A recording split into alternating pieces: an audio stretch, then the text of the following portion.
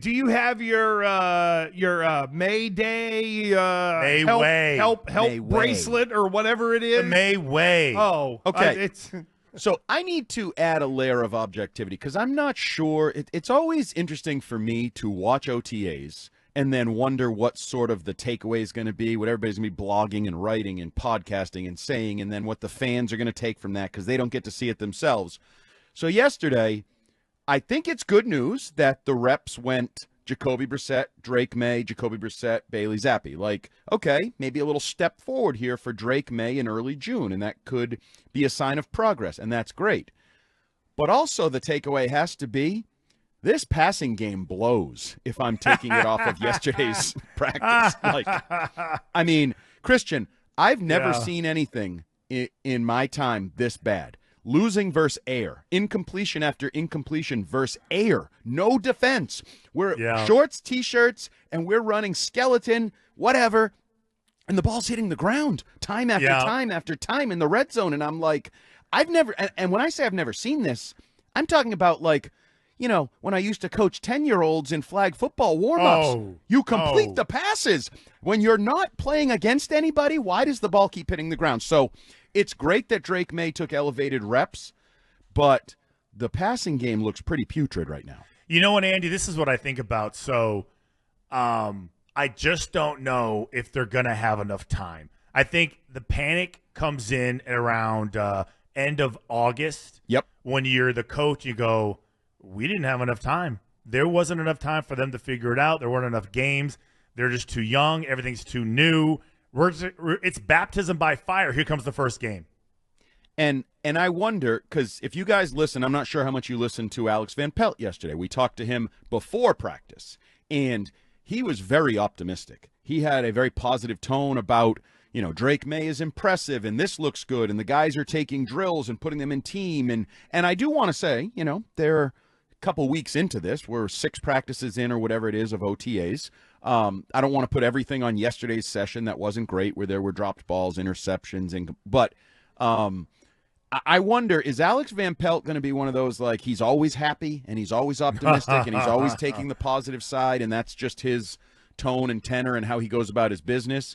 Or is he really optimistic? Because it is the first week of June. We do need to understand that. And as you said, it's a timeline. And maybe they have this massive leap after mandatory minicamp into early training camp. Like maybe they're like the light bulb goes on and all of a sudden they're all catching passes and it all looks good and the timing gets there. But I do wonder with you, okay, if we're going to be extremely negative, can we be extremely negative for a minute? And I know that I'm being extremely negative. Normally I get yelled at for that. I'm dying for this. Because you do it in a douchey fashion and like you try to like poke people's buttons. Oh, what do you mean? That was, you do. What's wrong with you today? You mean that you do it in a douchey way? You mean I'm shocked that we're questioning if the offensive coordinator hired by St. Mayo is really a huggy guy all the time, even when the house is on fire? No, that's fair. How but dare yesterday, we suggest that? No, yesterday you retweeted. Yelled at for that. Somebody yesterday tweeted that, like, you know, OTA open to the media, not open to the public, and you were like, "Oh, I thought things were different under May." That's like, right. Yeah, no, that's how it works. I read it just like that, Andy. Right. That's exactly. funny. We both read it the same way. Exactly. And we all know that OTAs are closed across the NFL to the public. They're not open to the public. Like, that has nothing to do with a young head coach, an old head coach, like anything. These are not open to the public. So that's where you take it a little too far. But if I were going to embrace the negativity, I will tell you this. So when this debacle of a against air session in the red zone was happening yesterday and ball after ball was falling incomplete, I turned to a couple other members of the media on the Hill. I'll throw one under the bus, our former friend Mike Giardi. And I go, I think 0-17 might be in play for this team. What? And guess what? I got no pushback from anybody. They're like, yeah, it might be. Like, that's, and again, it's June, it's shorts and T-shirts, but you have a lot of questions, and in the NFL, you generally don't answer all those questions positive. In fact, you generally acquire more questions along the way, right? Like, we don't know who their left tackle is, and that's a question in June. We know their right tackle and their center, and those are going to become questions at some point too, because somebody's going to get hurt that you don't, expect to get hurt. And I just look at this team, and I look at Juju kind of limping around on the side field, and I look at Javon Baker yesterday being down on the lower field dealing with something, not taking part in the practice. And I just thought to myself, they don't have a lot of wins on the schedule. To flip the script from our buddy Tom Curran a year ago when he said there's a lot of wins all over the schedule, there are losses all over this schedule. I think there's only a couple winnable games, and if you don't steal those, I am honestly wondering if them becoming the first 0-7 team in the history of the NFL is in play this year. How does a defensive lineman dominate when there's no contact? Exactly. Help me with that. He tries hard. He's a try hard, and he's doing things that if this were a more veteran offensive line, because it isn't. Say, did anybody would check him right away. Did anybody Logan Mankins would have given him a cup check, a little flick to the, you know what? Well, he's taking advantage. Where was of Andrews? That's what he's doing. See, listen. There's no adult in the room that says, "What are you doing? Quit it." No, he's like older now. You're talking about Does Maye Barmore. Wait for Talking the about Barmore. Coordinator to do that to me, man, will screw up and piss off an OC more than anything, because you just want to see it clean, right? Right. And the beauty of like most guys like Andy and his good old friend who he used to like, Mike Giardi, who he doesn't like anymore, is that you guys have he is pawns. I mean, really, why would you like him? Yeah. But you guys have seen it at its highest level of what it looks like at its highest level, right? And then you've seen some years where it wasn't quite as, spectacular, but it's still really good.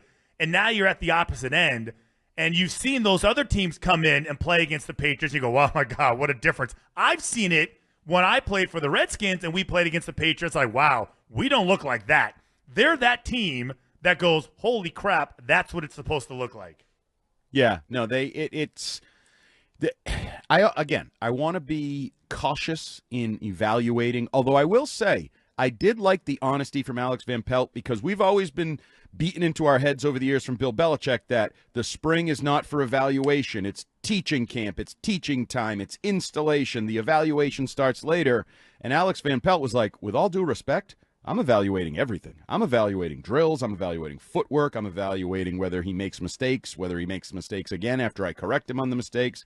And I think that's in part because of where this team is in its development. Like, all these guys have something to prove. And going back to Barmore, for example, he just got the big new contract. Does he want to look like he's the guy that's fat and happy? Or does he want to look like the guy that, he's busting his ass out there and he's got so much energy and he's bringing it, which is false hustle. Like, busting your ass as a defensive lineman so you can win a pass rush drill in June with no pads, no contact, is flat out stupid. It's a gym hero. It's whatever you want to call it.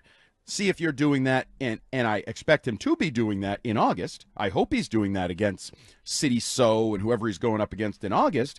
But to do that now is false hustle. But I think there's some of that, like Van Pelt being positive. Like, they want positivity, right? They want positive energy. They want to, the stuff that Gresh is mocking a little bit, the new culture, the new energy, the Hardo vibe is gone, or this is gone, and we're changing.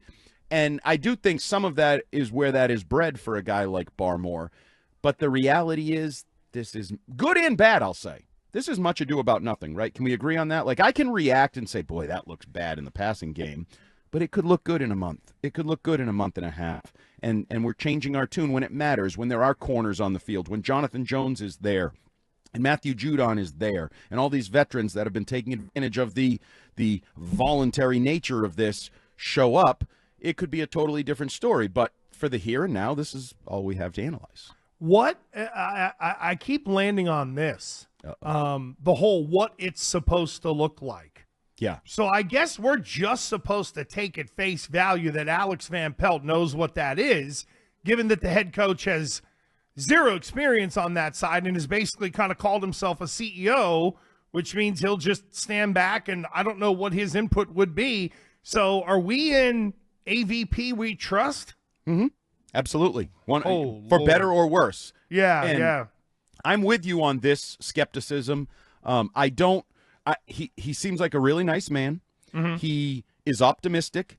They clearly have built a trust in him, because we all know he wasn't the first choice for the job. He wasn't the second choice for the job. He was well down the list. And quite frankly, he kind of pulled a Cliff Kingsbury where he was fired upward or removed of his job upward. Like he's what a great line, fired upward. He fell did. Up. Yeah, he did. You're right. He got a better role. And especially as you point out, he's in a place where he is running the offense. It's one voice, and he has a franchise QB. He used that description yesterday of Drake Maye, a franchise QB that he is developing. Now, where do you mix in Ben McAdoo and how you feel about his experiences? And I know he was not great as a head coach, but he has had some good experience as an offensive coordinator, as a coach of quarterbacks, and in that area, he's going to play a role here. But there's no doubt, Mayo has been quite open with that I'm learning like everybody else about the offense. Alex Van Pelt is running the offense. I'm a CEO-style head coach. Like, that is all true. So, I pull a Peter King here. I wrote a column a couple months ago that everybody's going to fixate on Drake Maye being the most important person in New England. The most important person might be Alex Van Pelt because he's the guy molding Drake Maye and teaching Drake Maye and getting Drake Maye ready through what he calls a marathon process to play and to take over and to be the starting quarterback sometime this season. So, and I can't get over, this is super negative, but Alex Van Pelt called plays for the Buffalo Bills in 2009. It took him 15 years to get the next opportunity from there in a league where offensive opportunities are handed out like freaking candy on Halloween. I just wonder about how did he that do? darkness. How did the offense do? I don't remember that particular time. Do you remember who the quarterback was and what the situation was about it, or how the offense ranked? I don't. I'd have to go back and look at that. That's a great question. I don't say that often to you, Christian, but that's Thank a you. great I appreciate question. It. Hey, appreciate every it. now and then. Oh, boy. You made his day yeah. now. He's been getting picked on for his sassy coffee order, so you're helping him out here. Okay, well, you win some, you lose some. So I will say Alex Van Pelt says, I've just always – because I've asked him this, like, why didn't you get an opportunity? He basically said every place I was in – the head coach called the plays. I was in one of those systems where the head coach is an offensive coach who's running the offensive show. And he did say yesterday he got a little – felt like he got a little defensive when I asked him about this yesterday. He was like, it's the same as it's always been. I was in charge of the installation where I've been. So he claims in the spring he was doing all the install for Cleveland under Stefanski. But to me, yeah, hoopy-doo. You didn't call right. it play. That's like very different. It's like grunt work. Seriously. It's literally grunt work. Yeah, you know what that is? All right, guys, here's the next play number 2, play number 3. Right. Okay, turn to page 5. Yeah. Okay, write this down. It's a little bit like me on the Rich Keefe show. Like, yeah, I pop in a couple nights a week, but it's the Rich Keefe show. If it fails, it's Rich Keefe's name on it, not my name on it, right? I can do my best. I can fill in however I fill in. Oh, I mean, it is what it is. You put my name on a show and it fails, everybody remembers that I failed. If you put me on Rich Keefe's show, they remember Rich Keefe's show failed. So he was Andy Hart on the Kevin Stefanski show in Cleveland.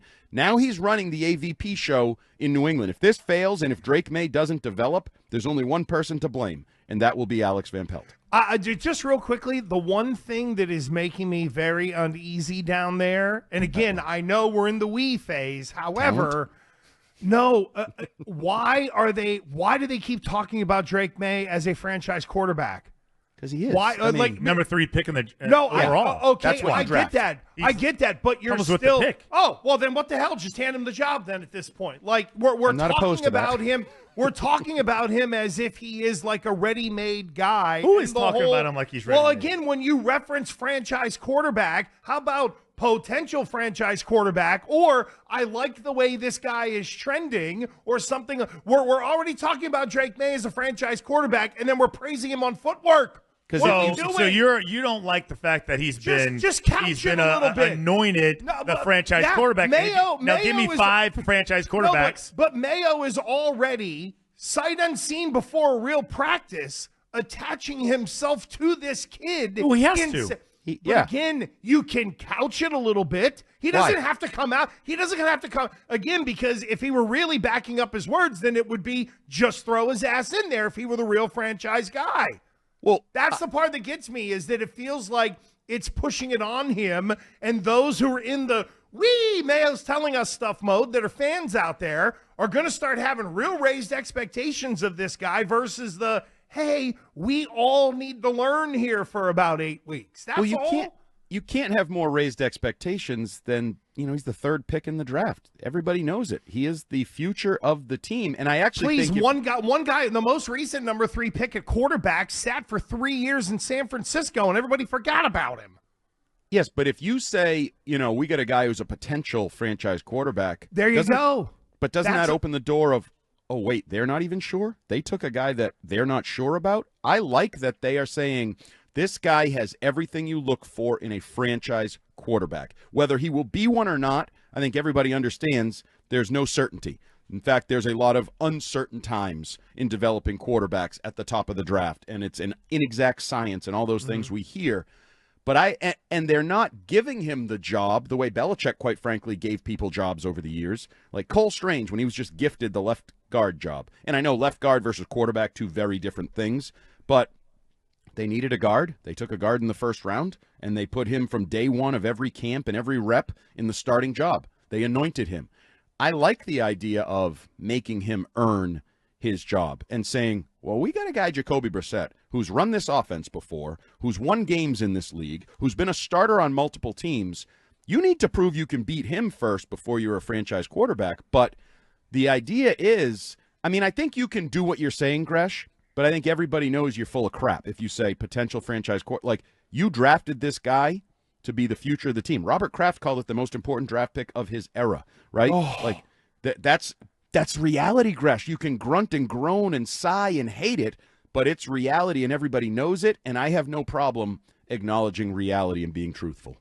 All right. Well, get ready for the next decade. Oh, here we go. wait. You're damn right, and I'm excited about the Maye yeah. way, and I'm not going to let you suck the fun out of it just because he threw a couple picks yesterday and didn't look great. Listen, I want you to push the chips to the center of the table. You and Shime running around pantsless. Drake Maye will that's win a vision. playoff game. Guaranteed.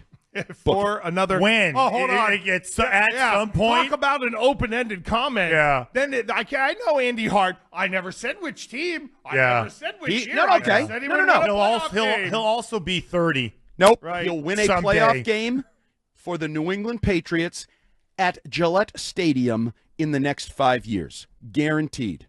Gillette Stadium, home playoff game. He'll win it next 5 years. Drake Maye. And he'll be helped by the left tackle they take with the number 1 overall pick in this year's draft. Thank you, We'll Andy. get to that later. Thank you very much for co-signing on what I told Gresh yesterday. Are you kidding me? It'll never happen. The number 1 pick. It can bring us all kinds of picks. Here we go. Yee. Maybe. Yeah, exactly. Hart knows what he's doing. All right, brother. We'll see you later. All right, man. Thanks, Later. Hart. See you guys. There goes our guy, Andy Hart of Be a fun summer. WEEI.com.